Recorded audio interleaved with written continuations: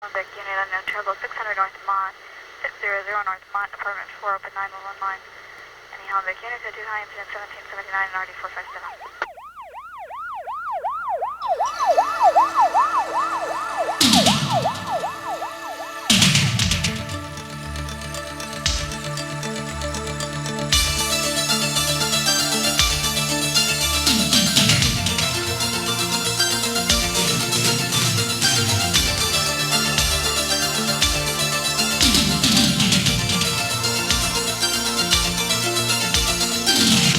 Welcome to the Personal Defense Stay Alert series. This program has been designed to tackle the disturbing subject of rising crime and its constant presence in our daily lives. In the next hour, we're going to enlighten you on some of the techniques and precautions you can take to help protect and defend yourself, your family, and those you care for. I'm Mimi Rogers. I'm Ed Begley, Jr. The increase in crime is not something any of us should take lightly. It's no longer somebody else's problem in somebody else's neighborhood. It affects all of us. The latest crime statistics speak grimly for themselves.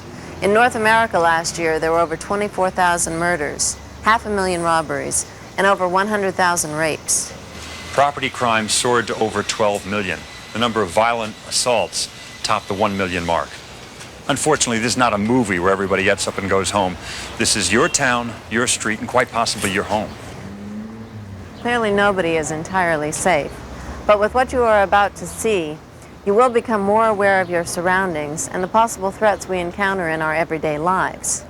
We will place a special emphasis on prevention and how to avoid making yourself an easy target for crime. We'll take a look at how to stay one step ahead of the bad guys on the streets, in parking lots, and in your car. We'll take a special look at child safety and also examine a family house to see just how secure we can make our homes.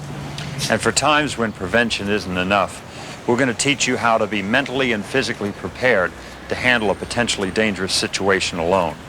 What you learn the next hour may someday save your life. So to find out how to best avoid becoming another crime statistic, we need an expert. Steve Wilkinson is a 20-year veteran of a California Sheriff's Department with 8 years commended service on the Special Weapons Team, known to you as SWAT. As an instructor, Steve has put in thousands of hours in special tactics and defensive techniques in both law enforcement and military academies. He's been a bodyguard to the President and the Pope. His years of experience in law enforcement have been an invaluable asset in getting inside the mind of a criminal. This series is not designed to scare, but rather inform. In my experience, I've become all too familiar with ordinary people who have become victims of crime. Most thought it would never happen to them. With the help of some of the techniques we're going to discuss, some of the victims could have avoided those dangerous situations entirely, while others could have helped themselves by fighting back. Hopefully you and your family will not face a life or death situation. But what can you do if you are? Whether you're driving a car, walking down a street, or inside your own home, you need to take precautions now or plan to become a victim.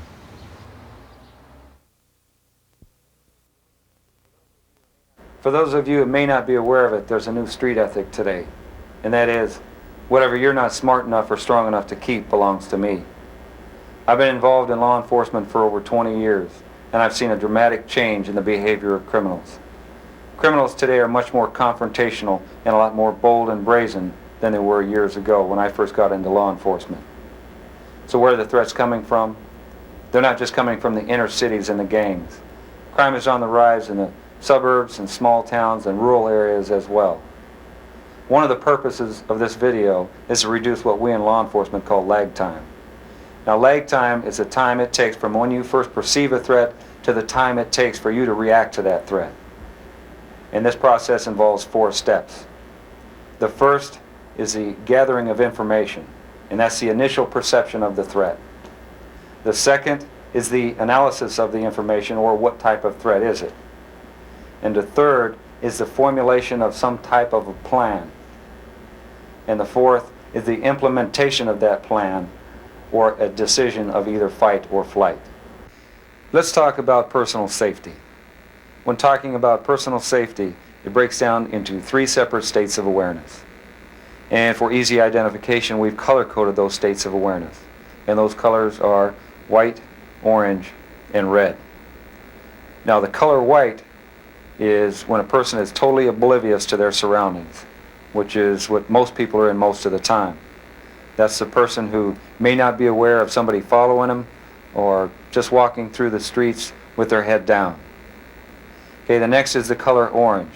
And this is the color that we want you to be in as often as possible.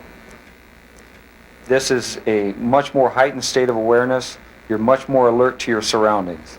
You're looking for potential problems or hazardous areas, and you're asking yourself, what if? What if somebody came out from behind this bush or that car and assaulted me? What would I do? This is a person with a plan. The next is the color red. The color red is when you found yourself in a dangerous situation which may become physical, and you're going to have to make a decision, either fight or flight. We'll talk about the color red a little bit later in the video. Let's concentrate on the colors white and the color orange. And to help us with that, let's take a look at some video. Let's take a look at a lady in white. Here she is walking down the sidewalk right next to the storefronts, right next to the alcove. Somebody could be lurking, just ready to do a purse snatch. Wearing a lot of nice clothes, a lot of nice jewelry, walking with her head down, not paying attention where she's going or her surroundings. This is a victim waiting to happen.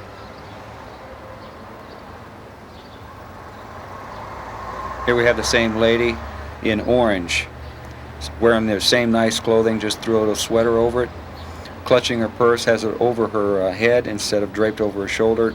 Notice she notices the alcove on the sidewalk there. Walking down the middle of the sidewalk, head up, very confident. Notice she makes eye contact with our bad guy here, just enough to send him on his way. This lady's so observant she even noticed our camera.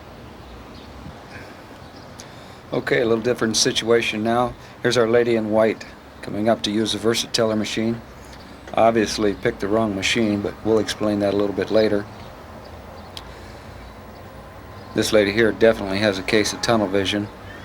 Probably doesn't even notice the bad guy right behind her. Maybe casing her, taking a look, see if he can pick up her code number that she's obviously not trying to cover. I think our bad guy's in the state of orange more than our lady. Conducting her transaction. There goes our bad guy, probably going to go right around the corner and wait for a purse snatch. The whole time left her purse open, draped over her shoulder. Again, a victim waiting to happen. Okay, here we have our same lady, obviously in the state of orange. Notice she picked the Versateller machine on the left with the mirror. She can see behind her. Obviously made eye contact with our bad guy here. Probably just enough to ID him and send him on his way. The entire time she's conducting her transaction, she has her purse right in front of her, keeping her transactions to herself. Nobody can see her codes, making sure nobody's watching her, setting her up for a purse snatch. Puts her money in her purse, turns, clutches her bag, walks away, obviously in a state of orange. Here's our lady in white entering an alleyway too close to the corner, obviously startled by our bad guy. Just about handed her purse to the guy like he's still checking her out. Here's our lady in orange, takes a corner wide, switches the purse, other hand, makes eye contact with him. That's probably enough just to send him on his way. Look, still looking back for the guy. Very confident, head up, and aggressive. Okay, here we have a little different situation. Lady pulling into the parking lot. Let's see where she parks. Obviously this lady's in white. Look where she's parked. Right next to the dumpsters, next to the block wall, the bushes. Somebody could be hiding behind in either place. Gets out of the car, puts her purse over her shoulder, has tunnel vision, doing all the wrong things. Probably didn't even look around where she parked her car. There's two suspects right there just waiting for a time to pounce on her, do a purse snatch, kidnap, a carjack. This lady's definitely in a state of white. And he's making his move. There they go. That's just how fast it can happen. Here's our lady in orange entering the parking lot, aware from the very moment she enters the parking lot, avoiding any kind of bushes, block walls, dumpsters. Pulls right in, parks right under the parking lot light, relatively close to the guard shack. You may want to consider this even in the daytime, just in case you come out at night. Your car and you will be well illuminated. Our lady in orange gets out of her car, makes a mental note of where she's parked, see if anybody's following her. Puts her purse over her head so she has it right in front of her. Notice she has her pepper spray in her hand, readily available. Doesn't get that tunnel vision while she's getting her child out of her car seat. Locks the door. This lady's definitely in the state of orange. Walks away against the flow of traffic. This way she can see oncoming vehicles and occupants. Okay, here's our lady in white returning to her vehicle. Remember, things may have changed since you last parked your car here. We got a van parked next to her. Need to be really especially concerned about vans that may have parked next to you while you were gone. Could be somebody lurking inside the van, just waiting for the right moment to jump out, grab your purse, grab your keys, your car. Here we have our lady in white, waited till she got back to her car, start fumbling through her purse for her keys. Obviously this lady's got a bad case of tunnel vision right there, focused on the lock. Probably doesn't even notice the sliding door on the van open. Putting her child into her car first, something you don't want to do. Should there be somebody in that van and wanted to jump out, they take off with her car and her kid. Look, and there's our bad guy getting out of the van. That's just how quickly it could have happened. Could have taken her car and her kid. Another victim waiting to happen. Okay, here we have a lady in orange returning to her car. This is the time, stops, surveys the parking lot, see if anybody's sitting in cars, maybe watching her. Gets her pepper spray out. This would be the time maybe if you want to separate your car keys from your house keys in case your car does get stolen. They don't get your house keys. She made mental note of the van parked next to her. Doesn't feel too comfortable about it. Takes a little peek inside. See if anybody's maybe sitting in there waiting for her. Goes around the other side of the shopping cart, starts putting her groceries in the car first. Just in case somebody does get the car, they don't get away with a kid. They just get some groceries. Now this lady here is very heads up. Still looking around. Not paranoid, just making sure nobody's watching her. Comes around to the opposite side of her car to put her child in. Obviously still showing some concern about the van that's backed in next to her. Puts her child in her car. One thing you don't need to do is obviously push this shopping cart too far away. You got somebody to pick those up later. Just go ahead and get in your car, lock the doors, and then put your child in the car seat or buckle them up. Very safe, very orange. We've taken a look at some everyday situations, and hopefully now you understand why you should stay in a state of orange.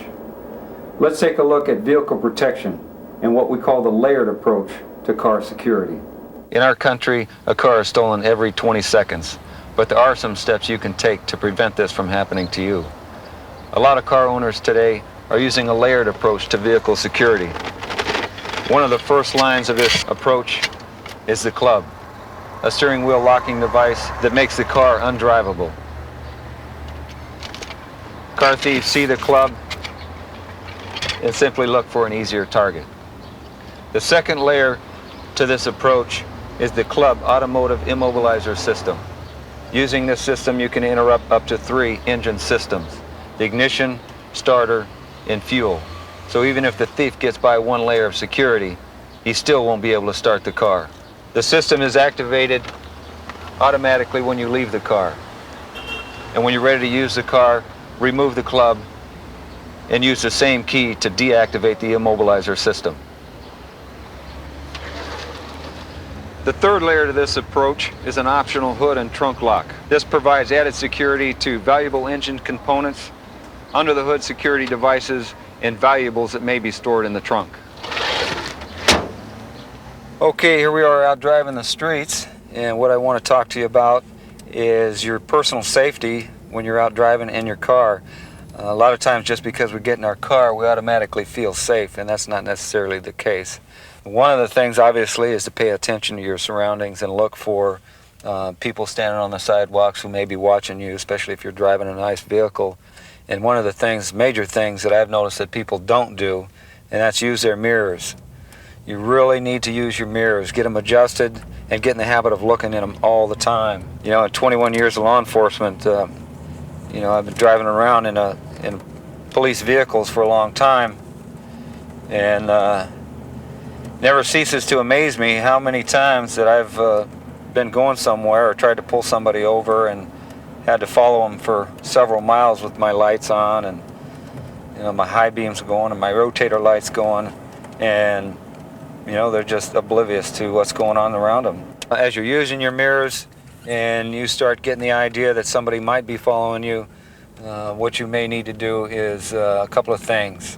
Kind of what we refer to as counter-surveillance techniques, from just pulling it over to the side of the road and seeing if the car goes past you, to making U-turns, obviously when it's safe, to what we call rules of four, and that's making 4 consecutive turns, whether that's right-hand turns or 4 consecutive left-hand turns, which is going to bring you right back in the original direction of travel. If the same vehicle is following you, then a good indication is that you are being followed. So at that point, you may want to just drive straight to the local police station, fire station, or a well-lit service station, something like that. And what I recommend is that you keep a pencil and paper up in the sun visor, so if something you get the impression that somebody is following you, you can jot down license numbers, vehicle descriptions, suspect descriptions, you know, those kinds of things. I'd also recommend that you tint your windows if you can, you know, as dark as legally possible anyway. That'll prevent somebody from looking into the vehicle, especially for lone females. You know, a suspect is less likely to approach a vehicle if they don't know how many occupants are in the vehicle. Another thing is cellular phones. For those people out there that can afford them, I'd recommend the use of a cellular phone.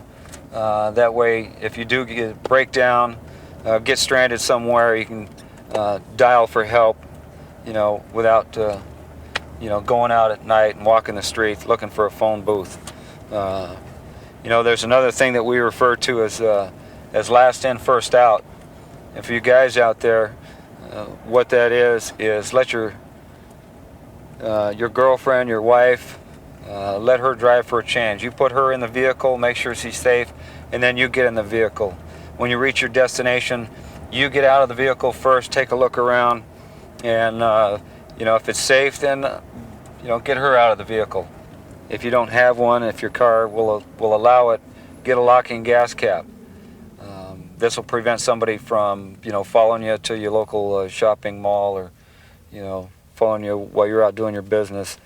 Put some foreign object in the vehicle, causing it to stall after you leave, you know, and then you are stranded halfway home. You know, keep your windows up, you know, doors locked. Don't defeat the aerodynamics of the vehicle. You want to maintain a safe attitude and a positive attitude here. One of the other safer things that you can do is vehicle registration. You know, hide your vehicle registration somewhere. Take it out of the glove box and put it in a watertight container. Put it in the trunk. That way, if your car does get stolen, the suspect at least may have difficulty finding out where you live. You don't want your registration giving that out, you know, to the first car thief. A lot of times there are some valets out there that are in cahoots with a local criminal element. And you go out to dinner, they park your car, first thing you do is get the registration, copy down your address, and then call their local burglar and say, hey, you know, for $50 I'll tell you where this nice house is, because these people are out to dinner. You know, talking about carjackings, you know, a lot of people think that carjackings usually occur at night, and that's not necessarily the case. You know, carjackings happen all over the place, residential areas, in the daytime. You know, there's no set time these things occur. You know, you need to pay attention when you're out in the city streets.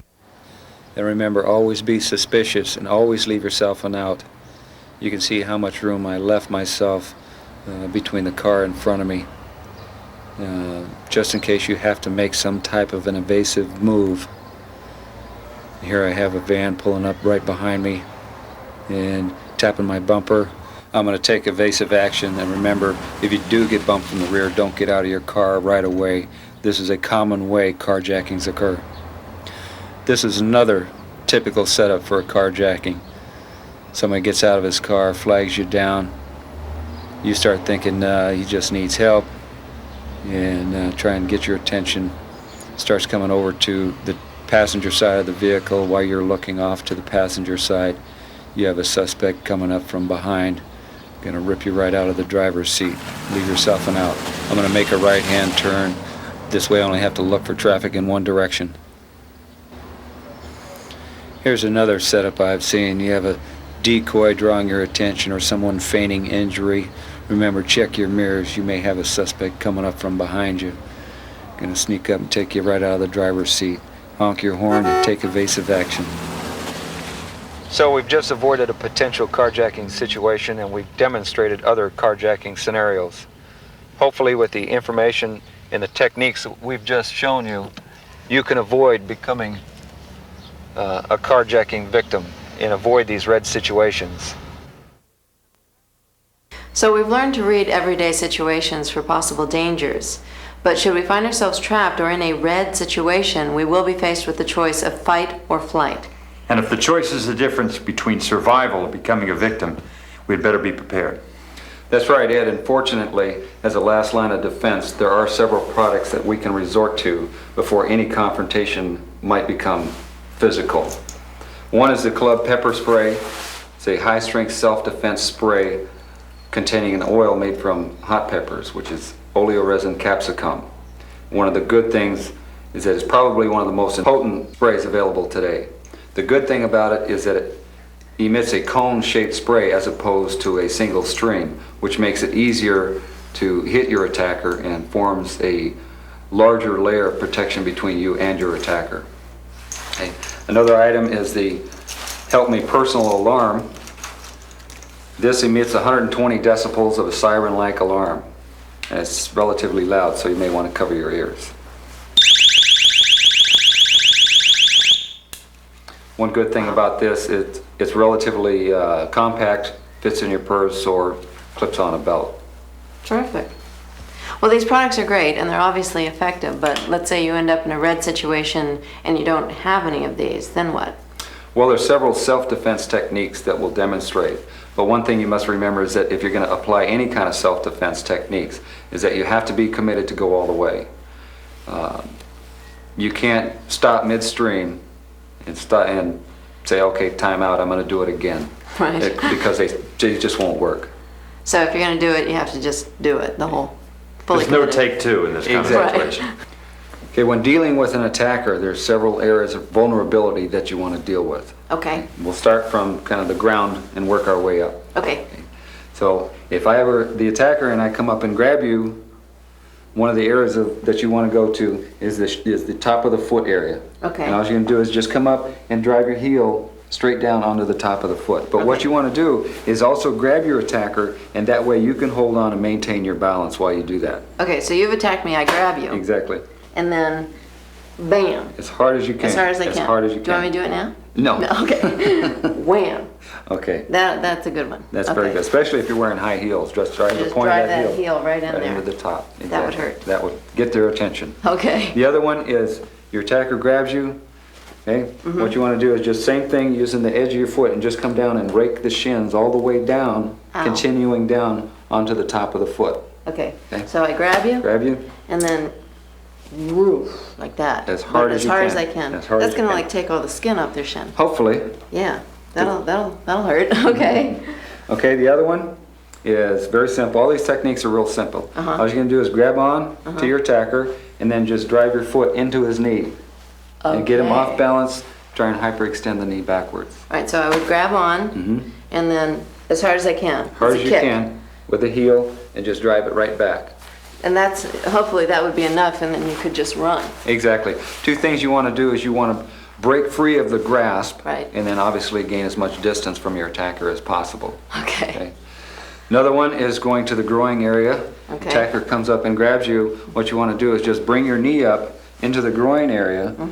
But when you're doing that, pull yourself into your attacker, almost like an embrace, because you're kind of doubling, almost doubling the force of the knee coming up into the groin. Okay, so I grab you and just like that, Exactly. but do it really, Do it as Hard as you forceful can. as you can. Exactly. and that'll probably get their attention. That'll work. Okay. Well, All right. We get Ed up here and we'll demonstrate with Ed here Great. for a second. A couple of more things we can do, and that's working our way up the body, is going to the solar plex area just below the sternum Yeah. here. Okay. When you go up and your attacker gets a hold of you, he's trying to take hold, is just drive your fist right into the chest area right here. Yeah. Okay. As Even hard- that small amount, you threatened to knock the wind out of me, that small amount. Right up As in there. hard as you can. Right in there, yeah. Exactly. Boom. And if Okay. you can use the movement of your body, pulling them and pushing, at the same time, that helps, right? Exactly. Okay. Moving on up, we'll go to the throat area. When you attack the throat area, you can use either the fingertips or just bend the, yeah, there you go. Great. And then grab on and just drive it right into the throat area. Right into there. Okay. There you Ooh, go. that's a soft spot. That's very got a tender, really, very sensitive right there. yeah. Just Okay. putting a little bit of pressure again here has quite an Yeah, effect. it doesn't take much. Okay. One of the other things that you can do while talking about soft tissue areas is that if I'm the attacker, what you want to do is just come up and headbutt straight to the face. So you're going to grab a hold of me, Yeah. I'm the attacker, and just drive your head right into Right my into nose. that nose area. That's it. That's gotta Using hurt. the top of your head here. Hard bone up to soft tissue, cartilage, Exactly. pain. Pain. Bone's going to win every time. Okay. The other one is when your attacker comes up and he grabs you from the front, is just take and drive your heel up into the nose area. Okay. Okay? If you've ever been hit in the nose, you know how all of a sudden your eyes will start to water. Yeah. Really Oh, gets yeah. your Hard to see attention. straight. Yeah. Okay. You grab it. Yep. Bam. Exactly. Right up there. Now when you drive the heel up into the nose, as his head goes back, you want to just maybe go for the eyes a little bit, try to temporarily blind him so you can escape. So just stick your fingers in there. Anything you can do to get rid of your attacker. Okay. Great. So you So- grab them, boom, and then into there. Exactly. Okay. Okay. And then beat feet. As And fast as then you get out can. of there. Okay. Some of the other techniques that we can resort to is if somebody comes up and grabs your wrist, your first reaction is normally what? To try to get away? Most people will try and pull back. Yeah. Okay. One thing you don't want to do is pull back. Yeah. Okay. What you do is always think about just going towards the thumb. Okay. Okay, Can you demonstrate that? Can Sure. Like if Ed sure. grabs you. Okay, Okay, Ed, if I've you were come to my grab you. wrist, rather than pulling, just try and pull straight back. Yeah. What I want to do is go towards the thumb. Ah, So this is the take weakest his part thumb. right here. Gotcha. And snap right out of it. Right out of Go it. ahead and hold on. As tight as I can. You're out. I got Okay, you. exactly. Are you holding as tight as you Oh, can? as tight as I can. Ready? Yep. Go on. Wow. Okay. Wow. Real simple. Okay, you do it. Okay, ready? Yep. I come up and I grab your wrist. Wow. Hey. Very Amazing. simple, very easy. All I right. never thought of that. Can I try? You ready? All right. So you're gonna grab my wrist. Grab your wrist. Now, were you really trying? I'm trying. This is a strong guy. Hey, That's impressive. that's good. Relatively simple. And the same thing goes if somebody comes from behind you and grabs you. Remember, Go just towards the thumb. pull towards the thumb. Just Towards pull the straight thumb. away. So that really works. It really works. Wow. Okay. There You're you have free. it. Okay. Another thing is if somebody comes up and startles you and maybe goes for your throat. Somebody goes for their throat. A lot of people will What would panic you in this do? situation. So what would you do? I would go like that. Okay, it's a very simple technique to do. Here, do it to him. Okay. Is your assailant, go ahead and put your hands around the neck, is a lot of people will start pulling Right. to get away. The easiest way to get out of this technique, and we'll go ahead and put some pressure there, is simply just rotate your arm, Wow.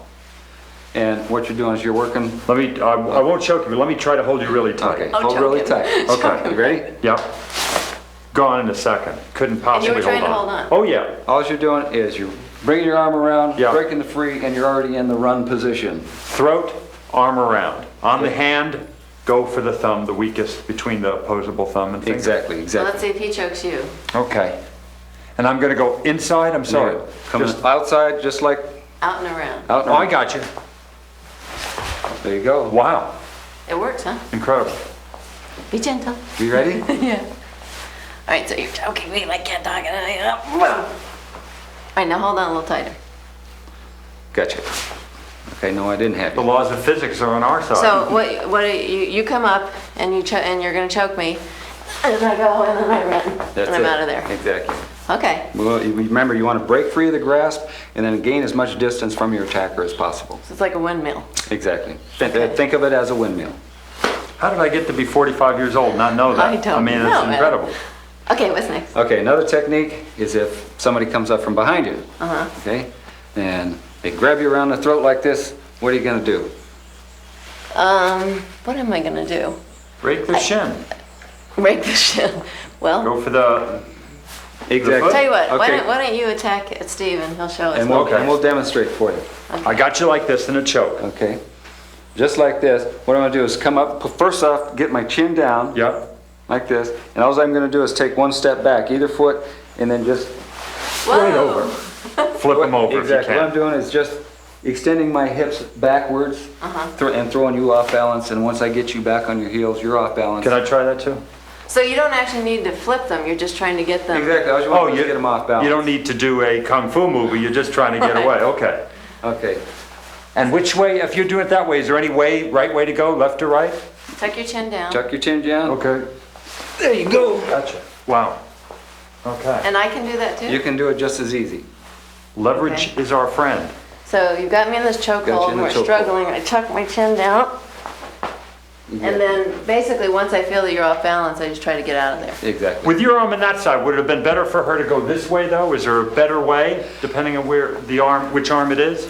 Yeah. Well, you want to. All you're really concerned about doing is throwing your attacker off Right. balance. So if you're choking Okay. me and I'm struggling. Whatever way my you chin feel you down, can best get them off. Exactly. Just going, because it's going to be an instantaneous decision, And right? then you gotta run. Okay. I guess catching them off guard is a big part of it because they're not expecting you to do this. Exactly. Right. Few people do that unless they've taken this kind of training, right? I mean, people don't think that way, going. No, I mean, like we says, what would you do? I don't know what. Yeah, and they're relatively simple techniques and doesn't take a lot of strength and really very little practice. Okay, so what's another one? Okay, how about if somebody comes up and grabs you from behind? Ed, would you be the attacker? Okay, I'm the attacker. I'm going to grab you from behind in any particular way. Just bear hug me around. Now what I want to do is, all I'm going to do is hook my foot on the inside Right. of your leg and just tighten my leg. Now try and carry me away.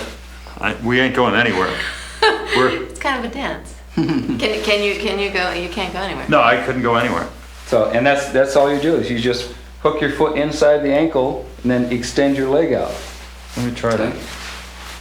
So, So I go in around Inside, here. just like that. And then Now straighten tighten your your leg. Try to Yep. extend your knee all the way out. Just Okay. lock it. Lock it. You can't go anywhere. No. What's your sign, by the way?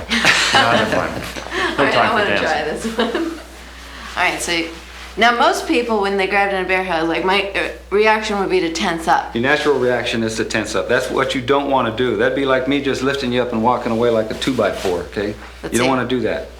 So if I'm stiff, you can just pick me up. Sure. I can just walk away with you.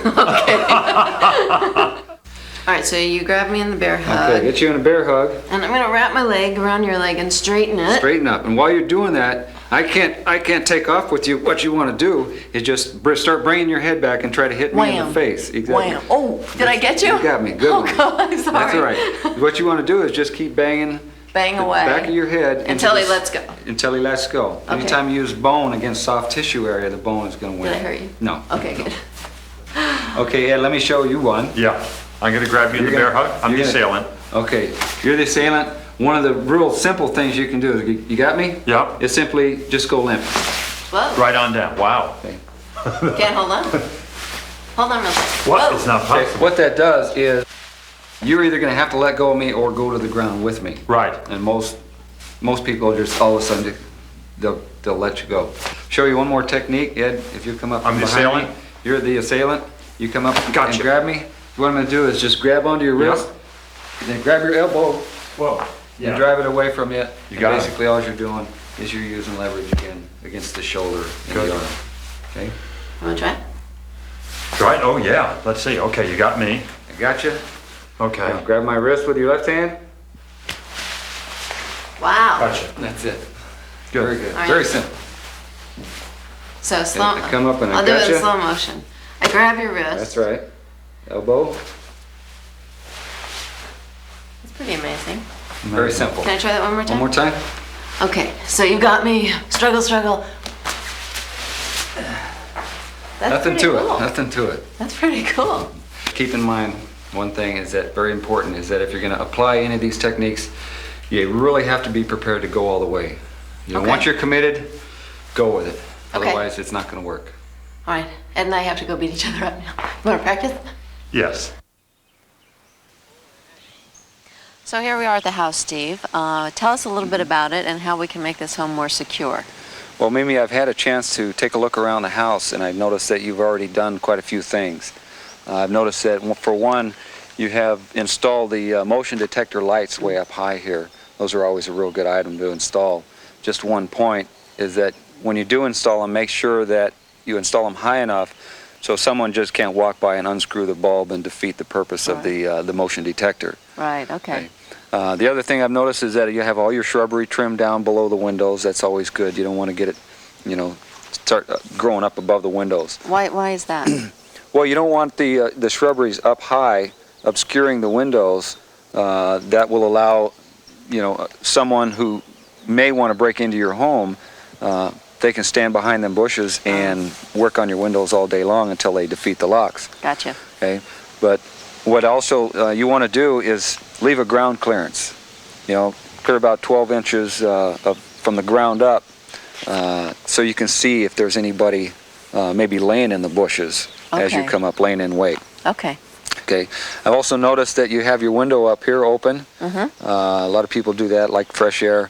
Just one thing is that make sure if you have any ladders laying around the house or in the garage, you know, keep those things locked up also. You don't want somebody going into your garage and using your own ladder to break into your windows. Right, okay. Okay. One thing I noticed that you could do is go down to your local alarm company, maybe purchase one of their alarm signs indicating maybe armed guard response or audible alarm installed, something to that effect. Okay. Or even go down to your local hardware store and purchase a couple of beware dog signs and post them somewhere, you know, conspicuously. So even if you don't have a dog or an alarm, you find these signs are effective? Sure, they're a deterrent to someone who might want to break in. Not sure that if you have a dog or an alarm, they may move on to somewhere else. Okay, good. So you also notice that you have your bicycle stored outside, and you've got your Ultra Bike Club lock installed. Yep. Those are always a real good item, very strong, fully adjustable, fits just about any bike, and probably one of the strongest locks available in the under 3-pound weight class. All right, so we did well there. You did very good there. Okay. Mimi, I did notice that you don't have a lock on your fuse box. You don't want somebody breaking into your fuse box, shutting down the fuses, and then have you come out at night, especially checking to see what the problem is, and then have somebody assault you from right around the corner here. Okay. So what I would recommend is that you put some type of a locking device on the fuse box. Okay. So what about the inside of the house, Steve? Well, let's start at the front door, Mimi. We'll start with the deadbolt lock. I've noticed on this door, the deadbolt is actually too short. All right, you want at least an inch to maybe an inch and a half throw on the deadbolt. Okay. And when you do that, when you get the longer throw of the deadbolt, you want to reinforce the strike plate with at least 3-inch screws. So the screws go back into the door jamb and strengthen it. What is the risk or what's the problem with having this throw be too short? Well, with the throw too short on the deadbolt, all it's going to do is knock the frame, the door jamb away from the frame. I mean, if somebody's trying to break in? Yeah, if they kick the door, push on it real hard. Okay.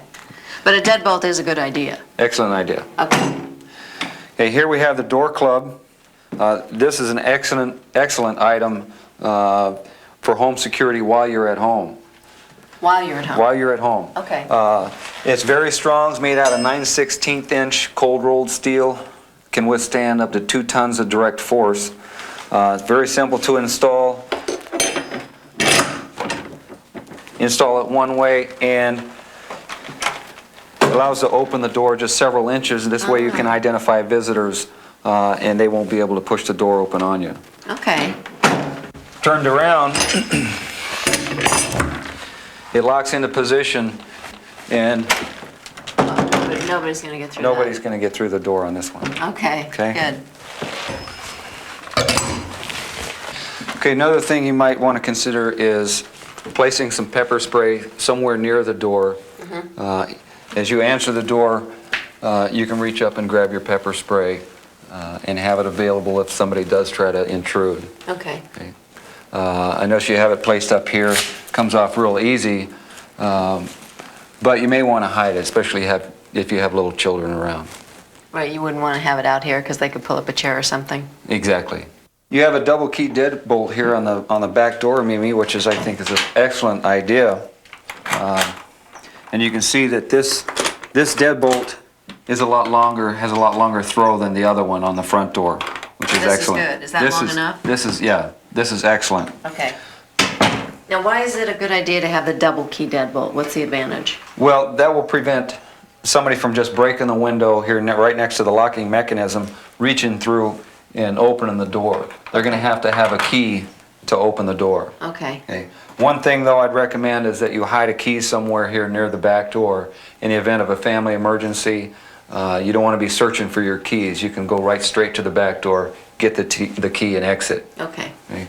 One of the other things is that if somebody does break into the home, they're going to have a key to get any kind of large appliance items out the door. I see. Okay. This is an example of another type of device. This one is excellent if you have small children. You place this one in place, prevents the door from coming open. Okay. With this device, you can place it up high, out of reach of the children, as opposed to a regular deadbolt, something that they might be able to reach, open the door. So even if and they got go the in. deadbolt open, they wouldn't be able to get the door open with this in place. Exactly. Now, what can we do about securing sliding glass doors? There's several things we can do, Mimi. Real simple, relatively inexpensive.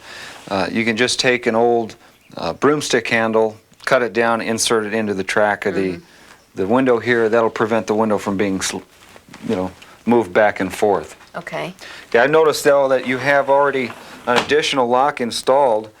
These type of locks are real good because not only can you lock them in place, remove the key, which is going to prevent the window from sliding open, but it also prevents the window from being lifted up out of the track. Okay. Now, if you don't have one of these locks, is there something you can do to prevent the window being lifted up? Sure, a real simple technique is just to drill some holes up into the track here, insert some flathead wood screws, and then screw them in just far enough so that the door slides open. But you still won't be able to lift the window up out of the track. Okay. Taking a look at your sliding window over here, what I'd recommend with these sliders is put an additional lock in, which I notice you already have, but you don't want somebody prying the window from outside, and this one lock, all you do is pry the window apart, and you're going to defeat this lock. Okay. This is an excellent lock here. Insert the pin, prevents the slider from being moved, even if you do defeat this lock. I see. Okay. Okay, great. Very good. Okay, Mimi, I've noticed that you have these old sash-type windows with these types of locks on them. There are some people out there that have learned how to defeat these locks. Okay. So what I'd recommend is putting an additional lock on there, and we have two examples here. Real simple and easy one to install, relatively inexpensive. And what this does is just prevents the window from sliding up any further than that. It just wedges it shut. And then if you want to open the window all the way, you flip it back and allows the window to move all the way open. Excellent. Okay. Another style, just slide the pin over. It's going to prevent the window from going up, any further than you want it to wherever you move this locking device. And then when this is closed, does the window open all the way? Exactly. You can slide the window open. Great. Mimi, I noticed a little earlier you have a squeaky stair. We were going to get that fixed. Yeah. If you can put up with it, I'd go ahead and leave it. This is a real good alarm system here. Oh. You know, if you're upstairs at night, it's nice and quiet, and everybody in the family is accounted for, and you hear that noise, could be somebody's in your house. Somebody who shouldn't be there. Somebody shouldn't be there. All right, we'll leave it. Okay, and finally we've reached the master bedroom. What I'd like to mention here is designating a safe room in your home. Okay. And talking to your children about which room that is. So if something happens, they know exactly which room to go to. Okay. Is it usually good to have the master bedroom be that room? Yeah, usually, because a lot of things, you have a lot of things in the master bedroom. One of the things that's great here is that you've installed a deadbolt lock on the master bedroom door. Okay. If something has occurred, you come in to the safe room and deadbolt the door for added security. Okay. Okay. One of the other things that you can do is get a cellular phone in the master bedroom. You don't want somebody outside cutting the phone lines. Okay. You want to keep maybe some pepper spray in here, some self-protection devices, in the safe room. Okay. Okay. One of the other things that I recommend is developing some type of code between your family members. If you have a significant other that's going out working late, they come home. If your husband's name might be Chris, have a code when he leaves that when you come home tonight, you're going to call him by a different name. So when he comes in, you say, "Bob, is that you?"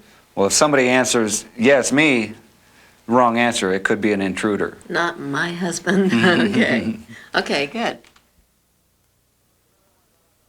Okay, what I want to talk about today is child safety and what we as parents can do to help protect our children. I'm often asked, well, when should I start training my kid? And I can only tell you that that's going to vary from person to person, but you need to start as quickly as you can. You know, they're never too young to start this training process. And the first thing that we need to talk about is the education about strangers. If somebody comes up to you kids while you're out playing, and he says, shows you a picture of a puppy, and he says, "Listen, I lost my little puppy here. Would you get in my car and help me find it?" You guys would tell him no, right? Yeah. That's right. Or same thing if he comes up and you're out playing, and he says, "Hey, my mom and my dad, or your mom and dad sent me to come get you because they need your help." You're not going to get in the car, are you? No way. That's right. You don't want to get in the car with strangers. You don't want to go anywhere with strangers.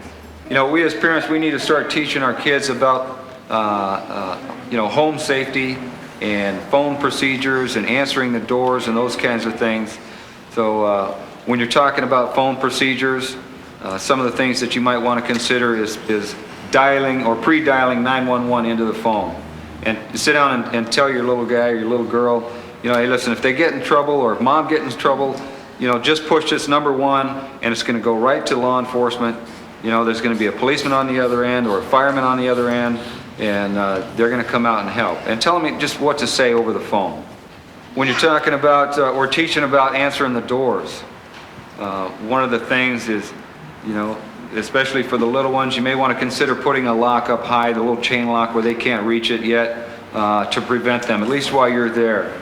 Prevent them from opening the door while you're taking a shower, you're in the other room or something like that. Teach them to talk, or get a response through the door. Ask who it is. If they get a response, tell them, "Hey, I'm not supposed to open the door. My mom doesn't want me opening the door. She's in taking a nap, or she's on the phone, or she's in the shower, or whatever the case may be." But you don't want them answering the door, at least without an adult present. There's a lot of people out there that are just looking for an easy hit. You look through the little peephole out there and you see this, well-dressed female that just said, "Hey, my car broke down," or, "I think there's a child out here got hit by a car. We need your help." First thing you do is open the door to step out, and, you get rushed by 3 guys that are standing right around the corner that you can't see. Okay? It's happened before. So take precautions when you're talking to your kids about answering the door. You know, when you're talking to them about about phone procedures, talk to them about what not to say over the phone. Right? If they get a phone call and they answer the phone and you're in the other room or busy doing something else, you don't want them giving any kind of information over the phone like their address, even their phone number. The guy might have dialed it by chance, got a young voice and then come up with some story saying, listen, my boy goes to school with your boy or with you and he wants to come over and play with you, but we need your address. So you don't want them giving out any kind of information over the phone. If you guys are out there on a playing or you're with your mom or your dad and you get lost, the first thing you're supposed to do is what? You stay put, right? If you stay put, if somebody's going to look for you, they're going to look for you in the last place they think they saw you. Teach your kids about the hierarchy of help. And that is that have some sort of an order that you sit down and explain to your kids, listen, if you get separated from me, wherever we're at, regardless of where we're at, I want you to look for a law enforcement. I want you to look for a cop because they're there to help you. Okay? And don't go out and tell your kids, hey, listen, there's see that guy, if you do something bad, he's going to take you to jail.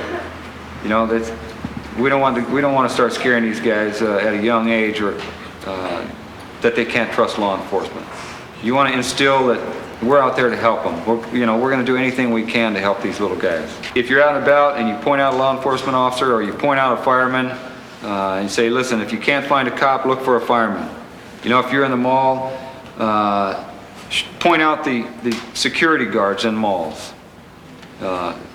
Just make your own order, whatever you feel comfortable with. If it's a shop owner, a store owner, you say, listen, look for those people that are behind the counters, they're running the stores. They're not going to leave the store and take off with a kid. You say, okay, they'll put them in one spot and they'll call for mall security or something to that effect. Another thing is while you're talking about malls and talking about getting lost, if you got 2 or 3 kids, make a game out of it so they don't get lost and everybody hold hands, start walking through the mall, acting like ducks and stuff, you got all your little ducks in a row following each other around the mall, So make it a game for them. Teach them about sound, how sound carries, how your voice carries if you're out in the parks, wherever you're at, the zoos, you take them out and just separate yourself from them a little bit, keep eye contact with them and teach them, hey, listen, if I get too far away and you call for me, I'm not going to be able to hear you. So you may want to resort to something else. If you got some little guys, put some kind of a whistle device, tie it to their shoestrings, put it on their coat, put it in a pocket, you sew it to their clothing. Whatever you need to do, and then do the same thing. Hey, listen, if we get separated, a lot of times I can't hear you. You may have to sit down, blow on your whistle, and draw attention to yourself, and somebody will come over and help you. Teach them about keeping secrets. Teach them that there's some good secrets and some bad secrets. The good secrets are that you want to teach them about keeping household secrets, about the jewelry that mom has, or about the valuable art collection that they've got stored somewhere, those kinds of things. If there's any kind of weapons in the house, obviously, you don't want them going out and talking to their friends about these things and having them telling somebody else, and then somebody tells somebody else, and then the older brother of that person. The next thing you know, you're losing some valuable objects. Because they said something that maybe they shouldn't have. If they are out, they're going to school, or over to a friend's house, and there's any kind of physical contact or any kind of interaction with another person that they don't feel good about, if it made them feel bad, then it probably is. And that they should come talk to somebody about it. They should talk to you about it. They should talk to a school teacher about it. But they need to talk to somebody. For the parents, I've seen it over and over again, and I think once I point it out to you, you'll probably see the same thing. Go to a shopping mall and just sit and watch people. I love watching people. Watch people and see how many people put their kid in the car first. And then they go to the trunk and they start putting the groceries in the trunk. I've even seen it where it's on a hot day, they'll get in the car, you know, put the kid in the car and they'll start the car, turn the air on. You get the car starting to get it cooled down with the air conditioning. Then they'll go and start putting groceries in the trunk. You know, the reason you don't want to do that is in the event somebody tries to take the car, you know, they're going to take off with the kid in the car. So what I'd recommend is if you come out, you know, even in bad weather, have somebody come out with you and put the groceries in the trunk. I'm sure that a lot of the stores these days will be more than happy to help you out with that. But you don't want to put your child in and then put your groceries in. Put your groceries in, grab your child, get in the car, lock the door behind you, and then put them in the car seat. You know, or strap them in or belt them in or whatever you need to do.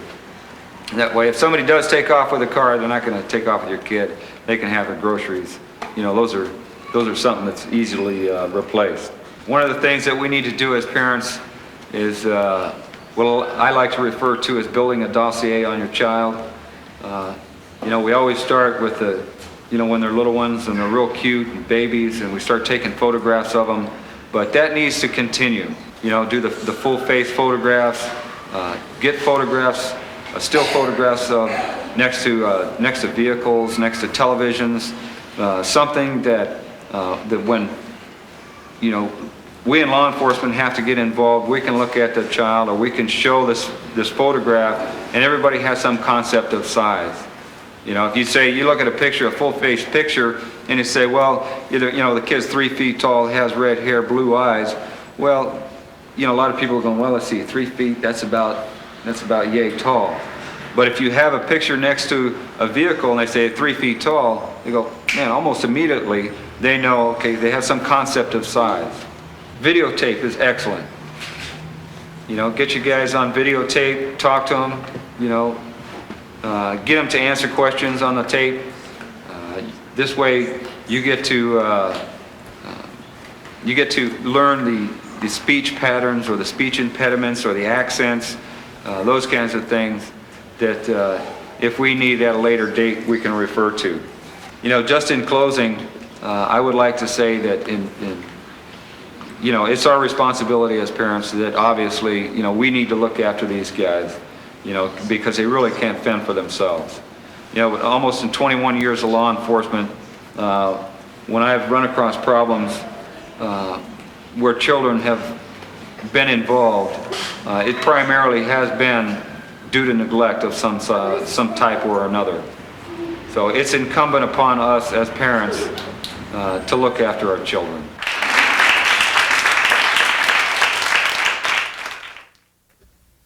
Everything you've heard here is information based on my experience. Unfortunately, when it comes to crime, there are no rules. The techniques demonstrated here have been taught to police personnel across the country and used with common sense can be invaluable tools. We hope that you'll apply these techniques and become more aware of your surroundings and thereby protect yourself and those you care for. And become more confident in your own abilities to stop the bad guys and take charge. This has been the Personal Defense Stay Alert series. Thanks for watching. Steve, any chance of getting a ride downtown? Sure, let's go. All right. Let's move out.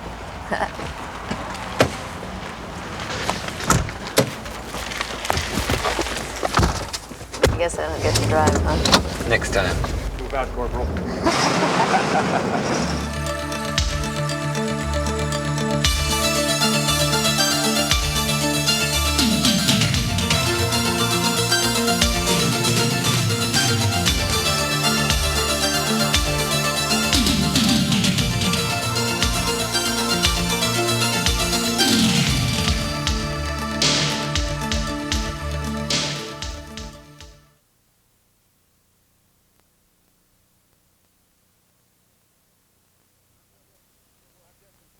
I'm Deputy Steve Wilkinson of the Sheriff's Department with some tips for protecting yourself and your property.